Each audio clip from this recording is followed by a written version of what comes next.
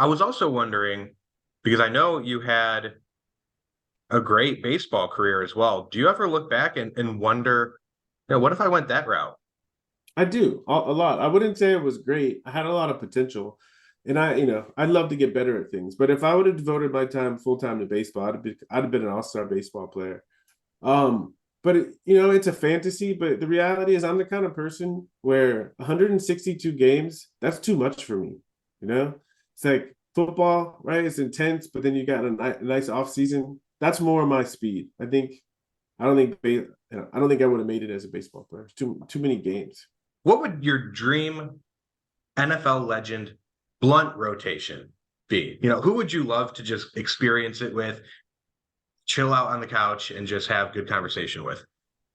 Um, John Riggins, um, Jim Brown, mm,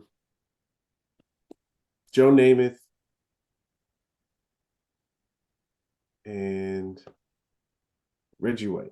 What is your take on the current situation with running backs?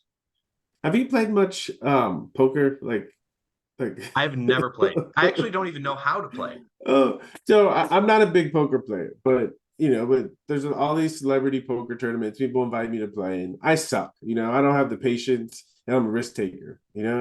But so I was playing in a poker tournament the other day, and I was just watching the guys. And the guys that are really into it.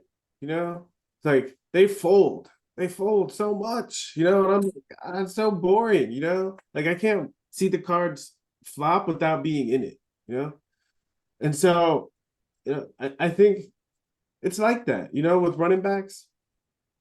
I understand where the teams are coming from. Is because I learned this my second year in New Orleans, right? Jim Haslett came in for his first year, and we were offense that was built around running the ball and throwing the ball deep.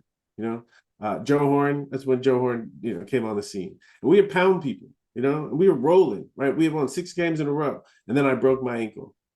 You know, right? And we still made the playoffs, but it was like it was a bummer. And the reality is that running back is the most brutal position on the football field.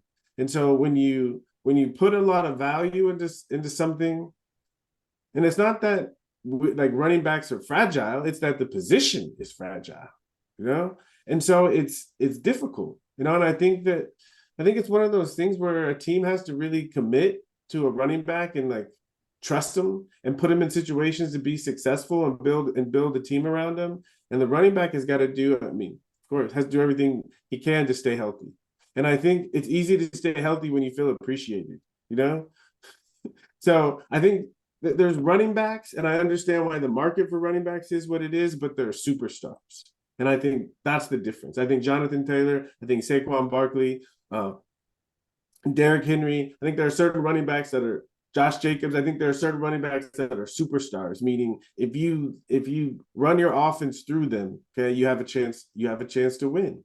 Here's the thing about the running game that I think people don't appreciate, and usually there's one or two teams every year that dedicate to running the ball that have success. So they're examples, and I think the Eagles last year, you know, like what made them so good was their ability to run the ball. They could do whole lot of other things, but the central piece was they knew if they needed a couple of yards, they were going to run downhill and they're going to be able to get those couple of yards. And when you're in a football game and you can impose your will on the other team through running the ball because you're good at it, it breaks people and it gives you an invisible advantage.